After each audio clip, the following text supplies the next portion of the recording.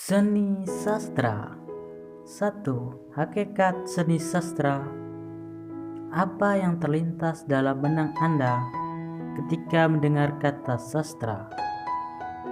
Mendengar kata sastra, kebanyakan orang langsung teringat pada kata-kata indah seperti pantun atau puisi, atau pada cerita rekaan yang mengesankan, semisalnya dongeng, cerpen, atau novel. Singkat kata, dalam pengenalan umum, sastra itu berwujud bahasa, baik lisan maupun tulisan. Namun, sastra bukan bahasa biasa, bukan bahasa yang kita pakai dalam bercakap atau bertukar pesan sehari-hari. Ia lebih menyerupai bahasa dalam berpuisi atau berkisah. Sastra adalah cara berbahasa yang khas. Bagaimana kekhasannya?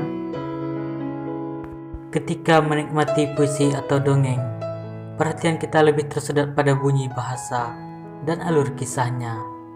Kita terpesona dengan kata-kata dan asik mereka-reka makna kisah. Perasaan kita bergetar, imajinasi kita melanglang buana.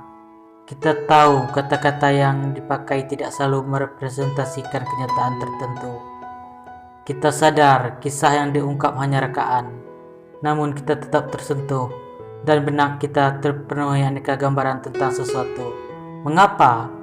Karena dalam sastra, bahasa digunakan untuk membangun kesan atau makna dari sesuatu, alih-alih hanya menginformasikan sesuatu. Mempertimbangkan penggunaan bahasa khas, maka Welek dan Weren di tahun 1989 mengusulkan bahwa sastra lebih tepat disebut seni sastra, yaitu sebagai karya imajinatif. Seni artinya sastra, merupakan hasil cipta dan ekspresi manusia yang mengindahkan syarat-syarat estetika. Dalam hal ini, sastra disejajarkan dengan seni musik, seni rupa, dan seni tari.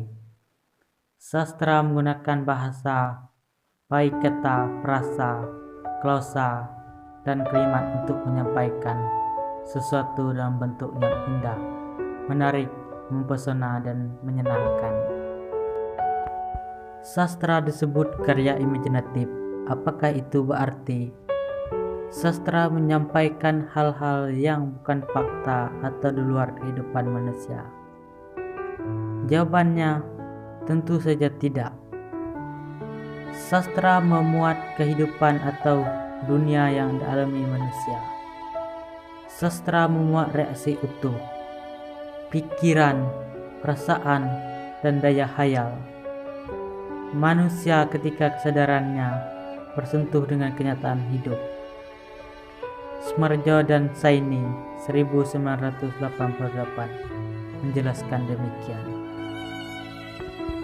Sifat hayali dari karya sastra merupakan akibat dari kenyataan bahwa karya sastra dicipta dengan daya hayal, walaupun karya sastra hendak berbicara tentang kenyataan-kenyataan dan masalah-masalah kehidupan yang nyata. Karya sastra itu terlebih dahulu menciptakan dunia hayali sebagai latar belakang, tempat kenyataan-kenyataan dan masalah-masalah itu direnungkan dan dihayati oleh pembaca. Karakteristik seni sastra. Hampir semua karya seni menggunakan bahan dasar peristiwa, pengalaman, perasaan, gagasan manusia. Dalam sastra, bahan dasar itu diolah kembali oleh daya imajinasi, daya kreativitas dan individualitas pengarangnya, dan diungkapkan kembali menggunakan medium bahasa. Akan tetapi bahasa bukanlah media ungkap yang eksklusif untuk sastra saja. Komunikasi sehari-hari dan ilmu pengetahuan juga menggunakan bahasa. Bicara karakteristik sastra berarti bicara bagaimana peristiwa, pengalaman, perasaan maupun gagasan manusia itu diolah dan diungkapkan dalam sastra. Ada beberapa karakteristik sastra.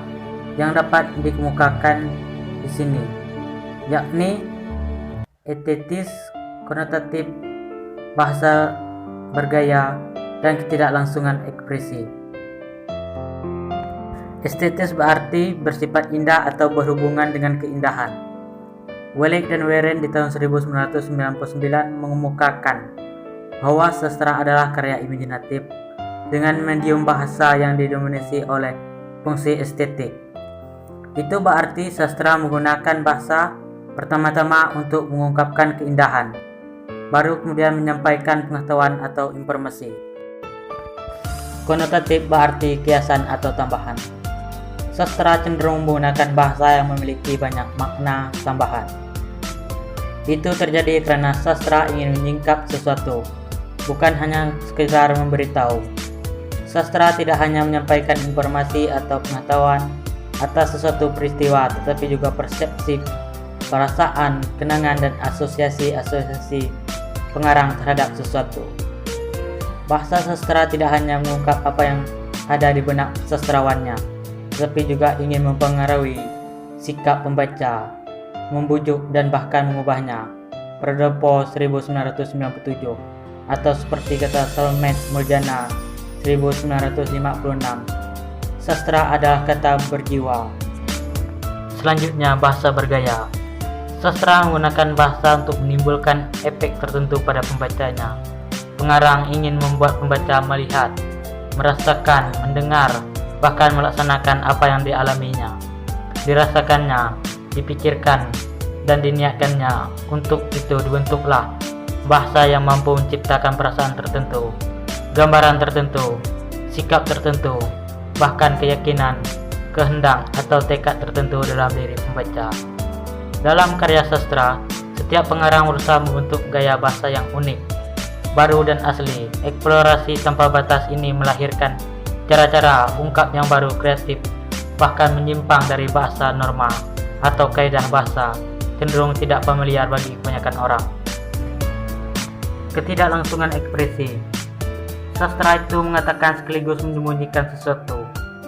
Apa yang terlintas pada benak pengarang ketika menuliskan sebuah kata atau mendeskripsikan sosok tokoh bisa makna lebih, makna lain, bahkan bertolak belakang dari maksud pengarang ketika kata atau sosok itu dibaca atau dipahami pembacanya.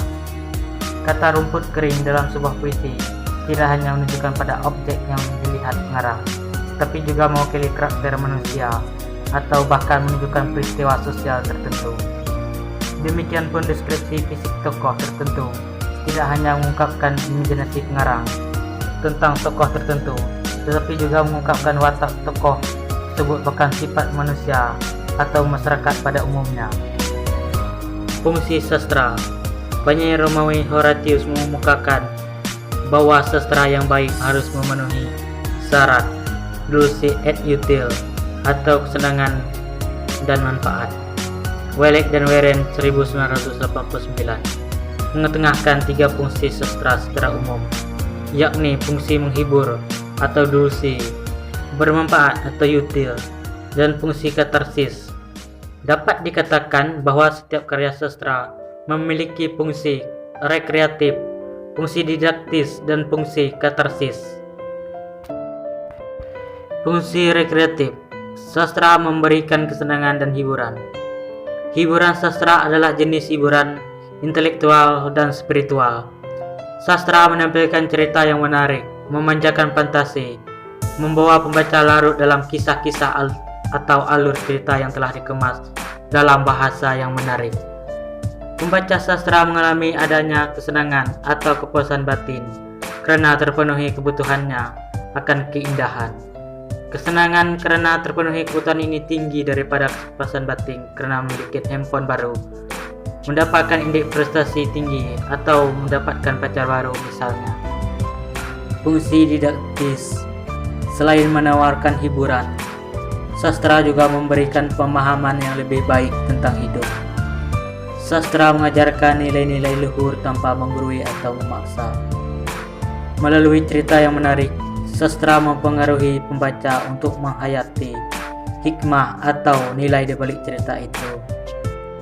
Sastra adalah alat atau sarana penanaman nilai-nilai kehidupan. Itulah sumbangan terbesar sastra bagi kemanusiaan. Bagaimana cara sastra menginternalisasi nilai-nilai kepada pembaca? Menurut Soemardjo dan Zaini, sastra menginternalisasi nilai-nilai dengan memberikan pada kita penghayatan lebih terhadap apa yang kita ketahui. Pengetahuan yang kita peroleh bersifat penalaran, tetapi pengetahuan itu dapat menjadi hidup dalam sastra. Kita tahu bahwa membunuh itu jahat, tetapi pengetahuan itu menjadi begitu hidup dan terasa kengerian kejahatannya kalau kita membaca drama William Shakespeare, Macbeth, dengan karya sastra semacam itu. Kita ada ajak memasuki dan menghayati pengalaman kejahatan berupa pembunuhan. Dengan demikian, pengetahuan kita tentang larangan moral dan agama untuk tidak membunuh menjadi lebih hidup dan lebih terpahami menurut Soemardjo dan Zaini 1988. Apa yang dikatakan perubahan sikap terhadap pengetahuan atau norma larangan juga berlaku untuk anjuran berbuat baik dan benar. Sastra bisa membuat manusia jijik terhadap keburukan dan juga bisa membuat manusia jatuh cinta terus-menerus pada kebaikan dengan cara mengubah nilai-nilai itu dari sekedar pengetahuan atau aturan menjadi sikap hidup. Fungsi katarsis. Katarsis berarti pembersihan atau pelepasan. Sastra membersihkan atau melepaskan pembaca dan penulisnya dari tekanan emosi. Menurut Whewell dan Warren 1989. Bagi penulis, bersastra berarti melepaskan diri dari emosi itu. Bagi pembaca, emosi mereka sudah diberi fokus dalam karya sastra dan kemudian lepas pada akhir pengalaman estetis sehingga mereka mendapatkan ketenangan pikiran. Genre sastra. Lagan, seperti dikutip menurut Giantoro 2013, mengartikan genre sebagai tipe kesastraan yang memiliki seperangkat karakteristik umum. Lebih spesifik, misal menjelaskan genre sastra sebagai kategori pengelompokan, biasanya berdasarkan gaya, bentuk, dan isi. Berdasarkan ragam bentuknya, Aristoteles membagi sastra atas 3 macam, yaitu epik, lirik, dan drama. Menurut Thieu 1984, epik adalah teks yang sebagian berisi deskripsi atau paparan kisah dan sebagian lainnya berisi ujaran tokoh. Lirik adalah ungkapan ide atau perasaan pengarang. Drama adalah karya sastra yang didominasi oleh cakapan para tokoh. Berdasarkan sifat hayali dan penggunaan bahasa, Soemardjo dan Zaini 1988 menggolongkan sastra atas 2, yakni sastra imajinatif dan sastra non-imajinatif. Termasuk sastra imajinatif adalah puisi, prosa, dan drama. Sementara itu, sastra non-imajinatif meliputi esai, kritik, biografi, autobiografi, memor, catatan harian, dan lain-lain. Berdasarkan bentuknya, Kosasih tahun 2008 mengelompokkan sastra atas 3, yakni prosa, puisi, dan drama. Prosa adalah karya sastra yang penyampaiannya berupa naratif atau cerita. Puisi adalah karya sastra yang disajikan dengan bahasa singkat, padat, dan indah. Sementara drama adalah karya sastra yang pada umumnya berupa dialog. Secara umum, dapat dikatakan bahwa genre sastra meliputi puisi, prosa, dan drama.